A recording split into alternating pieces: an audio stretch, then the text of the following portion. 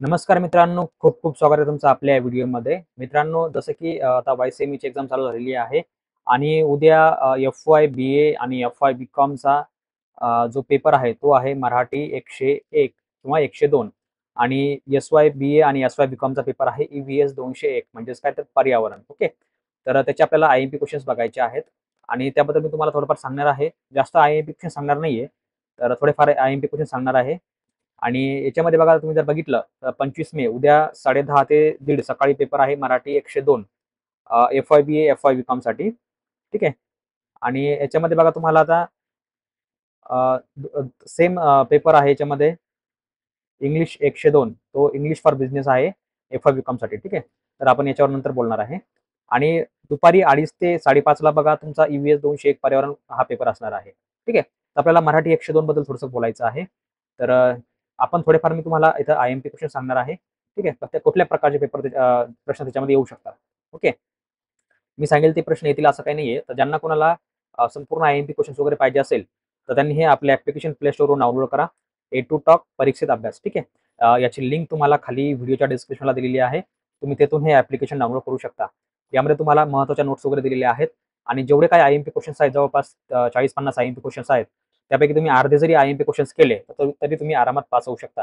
एवढे I-M-P questions जे आहेत आपण आपल्या ॲप्लिकेशनवर दिलेले आहेत. ओके. तर ते तुम्ही याच्यामध्ये डाउनलोड करू शकता. मित्रांनो, बघूया आपण याच्यामध्ये कुठले-कुठले महत्त्वाचे आय-एम-पी क्वेशन्स आहेत किंवा कुठले प्रश्न आहेत जे उद्या परीक्षेमध्ये येऊ शकतात. ठीक आहे. त्याच्यामध्ये बघा तुम्हाला एक सर्जनशीलतेवर तुम्हाला 1 ते 2 प्रश्न येतो.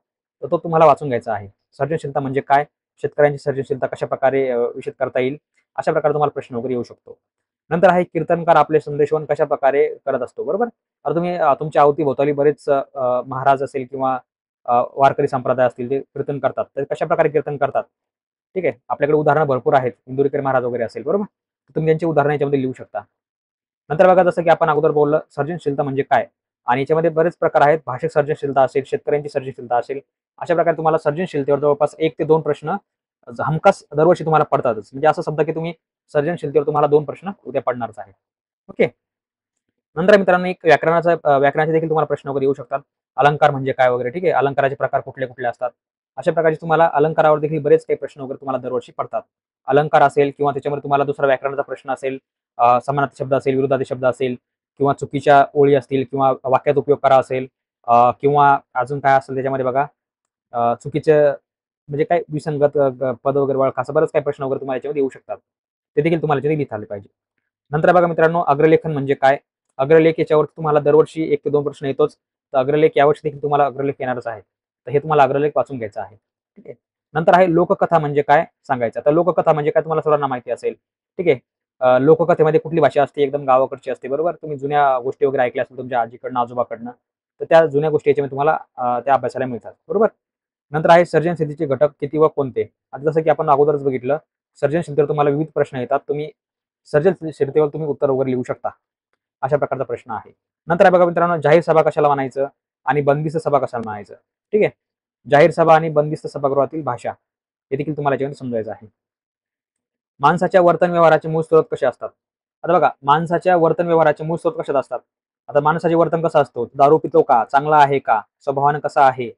प्रेमळ आहे का? अशा प्रकारचे जे काही स्वभाव असतात, त्याला आपण थोडक्यात काय म्हणतो? वर्तन म्हणतो, बरोबर? भाषेमध्ये. तर ते तुम्हाला याच्यामध्ये लिहायचं आहे. नंतर बघा एक अंधेर नगरी निपाणी या लेखातील स्त्री कामगाराचे जीवन तुम्हाला स्पष्ट करायचे आहे. हा एक लेख आहे स्त्री कामगाराचे जे जीवन आहे, ते तुम्हाला या अंधेर नगरी निपाणी या लेखामध्ये तुम्हाला ते अभ्यासाला मिळते. तुम्हाला समजते. ठीक आहे. तुम्हाला हे वाचून ते कळेल. ठीक आहे. तर मित्रांनो अशा प्रकारचे बरेच काही प्रश्न आहेत. आय-एम-पी क्वेशन्स वगैरे आहेत. आता आपल्याकडे भरपूर आहेत. 2 आणि अजून 2 पी-डी-एफ आहेत. त्या दिलेल्या आहेत आय-एम-पी क्वेशन्स. तुम्ही यापैकी अर्धे जरी आय-एम-पी क्वेशन्स केले, तर तुम्ही आरामात पास होऊ शकता आणि चांगल्या मार्कांनी पास होऊ शकता. तुम्हाला 60% नक्कीच पडतील. ठीक आहे. तर मित्रांनो ज्यांना कोणाला हे आय-एम-पी क्वेशन्स वगैरे पाहिजे असेल, तर त्यांनी हे आपलं ॲप्लिकेशन डाउनलोड करा. ठीक आहे. आतापर्यंत जवळपास 5,000 पेक्षा जास्त विद्यार्थ्यांनी हे ॲप्लिकेशन डाउनलोड केलेलं आहे. तर तुम्हाला विनंती आहे की ज्यांना कोणाला पाहिजे असेल, सर्वांसाठी नाहीये, ज्यांना कोणाला वेळ नसेल तुमच्याकडे अभ्यास करायला किंवा आय-एम-पी क्वेशन्स पाहिजे असेल, चांगले मार्क्स वगैरे मिळवायचे असतील, तर तुम्ही हे आपलं ॲप्लिकेशन प्ले स्टोरवरून डाउनलोड करू शकता. रेटिंग देखील चांगली आहे. भरपूर विद्यार्थ्यांना याच्यामध्ये लाभ होत आहे. आणि आजचा जो पेपर झालेला आहे एचईएनचा आणि दुपारी जो पेपर आहे इकॉनॉमिक्स 218 तर त्यामध्ये कुठले आय-एम-पी क्वेशन्स आले आपण ते संध्याकाळी डिस्कस करणार आहे संध्याकाळच्या लाईव्हमध्ये. आणि आपण संध्याकाळी लाईव्ह देखील घेणार आहे. उद्याचा पेपर कशाप्रकारे लिहायचा, काय लिहायचा, तर त्याबद्दल देखील तुम्हाला मार्गदर्शन करणार आहे. तर सर्वांनी रात्री 9 वाजता लाईव्ह या आपल्या YouTube चॅनलवरती. ठीक आहे. त्यामध्ये तुम्हाला मार्गदर्शन वगैरे केलं जाईल. ठीक आहे. तर मित्रांनो यातून तुम्हाला फक्त काही गोष्टी लक्षात ठेवायच्या आहेत. कुठल्या कुठल्या बघा, सर्जनशील तर तुम्हाला 1 ते 2 प्रश्न येत असतो. कीर्तनकार असेल किंवा अजून कुठला असेल तुमच्या कविता असेल, तुमचे काव्य असेल किंवा तुमच्या अजून काय म्हणतो आपण त्याला भारुड असेल, यावर देखील तुम्हाला कुठलाही प्रश्न येतो. कीर्तनकार, भारुड, कविता यावर तुम्हाला हमखास एक प्रश्न एवढ्यापैकी येतोच. तर तुम्हाला या सगळ्या गोष्टी ज्या आहेत त्या वाचून घ्यायच्या आहेत आणि समजून देखील घ्यायच्या आहेत. ठीक आहे. नंतर आहे बघा सर्जनशीलता, जसं आपण अगोदरच बोललेलो आहे. नंतर आहे अलंकार. अलंकार म्हणजे व्याकरण वगैरे असेल, अलंकार म्हणजे काय असेल, परत व्याकरणामध्ये बरेच काही प्रकार आहेत. त्याच्यामध्ये अजून काही म्हणतो आपण त्याला चुकीचे शब्द असतील किंवा वाक्यात उपयोग असेल किंवा म्हणी असतील, म्हणीवर देखील दरवर्षी तुम्हाला प्रश्न वगैरे पडत असतात. तर ते तुम्हाला याच्यामध्ये पूर्ण एकदम वाचून घ्यायचं आहे व्यवस्थितपणे. अग्रलेख म्हणजे काय ते देखील तुम्हाला याच्यामध्ये सांगता आलं पाहिजे. ठीक आहे. अशा प्रकारचं आहे मित्रांनो.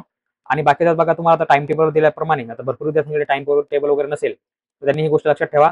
उद्या तुमचा सकाळी पेपर आहे 10:30 ते 1:30 मराठी 102 मराठी भाषेच्या अधिष्ठान अभ्यासक्रम. ठीक आहे. Foundation course in Marathi.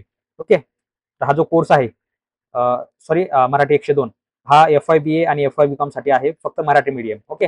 FY BCom फक्त मराठी मीडियमलाच मराठी पेपर आहे, इंग्लिश मीडियमला नाहीये. इथं चुकून त्यांनी इंग्लिश केलेलं आहे, परंतु हा फक्त मराठी मीडियमलाच आहे. ठीक आहे. याची तुम्ही काळजी घ्यायची आहे. बाकीचे SYBA पेपर आहे, नंतर परत EBS 201 SYBA आणि SYBCom कॉमन विषय हा पर्यावरणाचा. ठीक आहे. यावर देखील आपण थोड्या वेळाने लेक्चर घेणार आहे त्यामध्ये EVS वरती. ठीक आहे. तर मित्रांनो आशा आहे की तुम्हाला व्हिडिओ आवडला असेल आणि ज्यांना कोणी हॉल तिकीट डाउनलोड केलं नसेल सर्वांनी डाउनलोड करून घ्या. आता तसं पेपर चालू झालेले आहेत त्यामुळे तुम्हाला काही अडचण नाहीये. ओके. तर अशा मित्रांनो तुम्हाला हे मी जे प्रश्न दिले ते तुम्हाला पटले असतील आणि जवळपास हेच प्रश्न तुम्हाला उद्या पेपरमध्ये येतील. तर सर्वांना विनंती आहे, सर्वांनी आपलं ॲप्लिकेशन डाउनलोड करा. तुम्हाला चांगले मार्क्स वगैरे मिळतील आणि ज्यांना कोणाला चांगल्या गुणांनी पास व्हायचं असेल, तर तुम्ही हे IMP क्वेश्चन्स फॉलो करा. मी त्यामध्ये तुम्हाला IMP क्वेश्चन्स वगैरे दिलेले आहेत, IMP नोट्स वगैरे सुद्धा दिलेले आहेत आणि संध्याकाळी रोज रात्री आपलं रात्री जे आहे 9 वाजता लाईव्ह लेक्चर होत असते. त्यामध्ये तुम्हाला मी मार्गदर्शन वगैरे करत असतो, की कशाप्रकारे तुम्हाला जे आहे पेपर वगैरे लिहायचे असतात, कुठल्या चुका टाळायच्या, कुठल्या गोष्टी करायच्या नाही. ठीक आहे. सोबत कुठले पेन घेऊन जायचे, आधार कार्ड, ID कार्ड तुमच्या सोबत असलं पाहिजे, स्वतःचं पाण्याची बॉटल सोबत असली पाहिजे. ठीक आहे. जेणेकरून तुमचं कुठलंही नुकसान होणार नाही. आणि मित्रांनो मी जे आहे आपल्या YouTube चॅनलवरती जे आहे तुम्ही इथे बघू शकता. आपल्या YouTube चॅनलवरती मी एक व्हिडिओ टाकलेला आहे. ज्यामध्ये बघा पेपर कशाप्रकारे लिहायचा ते तुम्हाला मी सांगितलेलं आहे. ठीक आहे. व्हिडिओमध्ये तुम्हाला जायचं आहे बघा. 5 नंबरचा व्हिडिओ आहे. 1, 2, 3, 4 आणि 5 नंबरचा व्हिडिओ बघा तुम्हाला दिसेल. YCMचा पेपर कसा लिहावा, चांगले अक्षर, चांगले मुद्दे कसे मांडावे. ठीक आहे. हे तुम्हाला इथे दिलेलं आहे. तुम्हाला हे समजून घ्यायचं आहे. ठीक आहे. आणि ज्यांनी कोणी अजून ABCID काढला नसेल, तर ABCID कसा काढायचा ते देखील तुम्हाला मी इथे सांगितलेलं आहे. हॉल तिकीटचे व्हिडिओ दिलेले आहेत आणि आपल्या ॲपवरती आपल्या कोर्स कशाप्रकारे घ्यायचा हा देखील बघा तुम्हाला इथं 7 नंबरला व्हिडिओ दिलेला आहे. ठीक आहे. हा व्हिडिओ तुम्ही बघू शकता. A to Top Naveen application जे आहे ते कशाप्रकारे वापरायचं, त्यामध्ये कोर्स कसा घ्यायचा, ठीक आहे, लॉगिन कसं करायचं ते देखील तुम्हाला मी याच्यामध्ये सांगितलेलं आहे. ठीक आहे. तर तुम्ही ते घेऊ शकता. अशा प्रकारचं आहे आणि रोज आपलं लाईव्ह लेक्चर जे आहे या ठिकाणी होतं. सर्वांनी आपलं चॅनल जे आहे ते सबस्क्राईब करून ठेवा. ठीक आहे. सर्वांनी सपोर्ट करा. आपल्या चॅनलवरती सबस्क्रायबर वगैरे हळू वाढत आहेत. ठीक आहे. तुम्हाला लाईव्हमध्ये बघा रोज संध्याकाळी तुम्हाला लाईव्ह लेक्चर येतं. आज देखील संध्याकाळी लाईव्ह लेक्चर येणार आहे. काल देखील आपण लाईव्ह लेक्चर घेतलं होतं. त्याला जवळपास 3000 व्ह्यूज आलेले आहेत आणि आज देखील आपलं रात्री लाईव्ह लेक्चर आहे. बघा रात्री 9 वाजता आपण सेट केलेलं आहे. तर हे लाईव्ह लेक्चर जे आहे तुम्ही बघू शकता. सर्वांनी आपलं चॅनल सबस्क्राईब करून ठेवा. ओके. तर मित्रांनो आशा आहे की तुम्हाला व्हिडिओ आवडला असेल. तर मित्रांनो भेटूया पुढच्या लेक्चरमध्ये. तोपर्यंत बघत राहा, शिकत राहा. जय हिंद, जय महाराष्ट्र.